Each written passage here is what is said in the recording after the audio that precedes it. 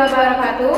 Perkenalkan kami dari kelompok 3 mata kuliah Biokimia 2 yang beranggotakan saya sendiri Fadli Andira dengan ujian 027. Saya Nisyana Sabila dengan ujian 033. Saya Nur Asyira dengan ujian 047. Baik, di sini kami akan menjelaskan materi mengenai katabolisme asam amino.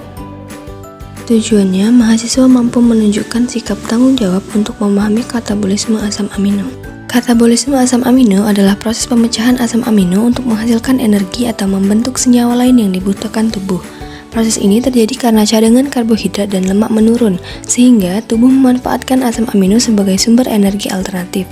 Katabolisme asam amino sendiri berlangsung terutama di hati melalui serangkaian reaksi enzimatik yang melibatkan transaminasi, deaminasi, dan siklus urea. Proses ini menghasilkan rangka karbon yang dapat masuk ke siklus Krebs serta gugus amino yang diekskresikan sebagai urea. Katabolisme asam amino dapat terjadi dalam kondisi kelaparan, kekurangan energi, stres metabolik, olahraga berat, atau gangguan keseimbangan nutrisi. Proses ini berperan penting dalam menjaga keseimbangan energi dan metabolisme tubuh. Ada prosedur proyek. Yang pertama, mempelajari dan memahami materi tentang katabolisme asam amino. Yang kedua, menemukan sumber-sumber asam amino yang ada di sekitar lingkungan dan dapat dijadikan objek atau sampel dalam proyek ini. Yang ketiga, mengamati objek atau sampel yang menjadi sasaran. Proses katabolisme asam amino.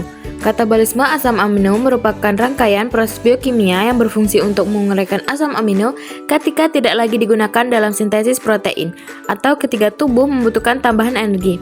Proses ini melibatkan berbagai reaksi enzimatis yang mengunggah gugus amino dan rantai karbon asam amino menjadi senyawa antara metabolisme seperti pirufat, asetil-CoA, intermediat siklus Krebs. Melalui katabolisme ini, nitrogen dikeluarkan dalam bentuk urea, sedangkan rangka karbon dimanfaatkan untuk menghasilkan energi atau membentuk senyawa penting lainnya.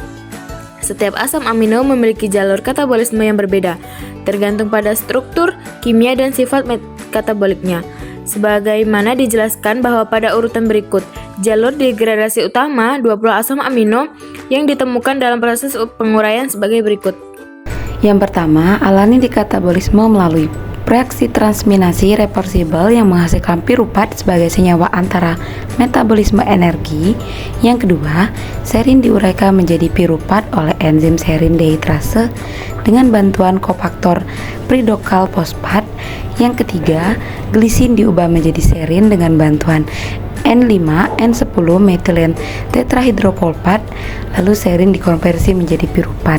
Sedangkan sebagian glisin dipecah menjadi CO2, NH4, dan NH5, N10 metilen tetrahidrofolat. Yang keempat, sistein dikatabolisme menjadi piruvat melalui oksidasi menjadi sistein sulfinat, diikuti transminasi dan desulfurasi. Dan yang terakhir, treonin dimetabolisme melalui beberapa jalur yang menghasilkan piruvat, asetil-CoA, glisin, atau suksinil-CoA. Yang keenam, lisin didegradasi melalui reaksi oksidasi dan transminasi hingga menghasilkan delta ketoadipat. Selanjutnya, triptofan diuraikan melalui beberapa tahap menjadi A-ketodipat, format, dan alanin yang selanjutnya dikonversi menjadi asetil-CoA. Yang kedelapan, tirosin dikatabolisme melalui transminasi dan dehidroksilasi membentuk senyawa antara metabolisme. Yang kesembilan, fenilalanin dihidroklisasi menjadi tirosin, kemudian diuraikan menjadi asetoasetat dan fumarat. Dan yang terakhir, leusin dimetabolisme menjadi HMG-CoA, lalu dipecah menjadi asetil-CoA dan asetoasetat. Degradasi 20 asam amino yang ditemukan dalam protein gugus X amino dihilangkan pada awal jalur katabolik. Katabolisme asam amino melalui jalur asetil-CoA secara keseluruhan. 10 asam OX amino dikatabolisme menghasilkan asetil-CoA. Kesimpulan, katabolisme asam amino merupakan proses penting dalam metabolisme tubuh yang berfungsi menguraikan asam amino menjadi senyawa sederhana untuk menghasilkan energi dan mempertahankan keseimbangan metabolik. Setiap asam amino memiliki jalur degradasi spesifik yang melibatkan reaksi enzimatis seperti transminasi, deaminasi, oksidasi, dan dehidrosilasi.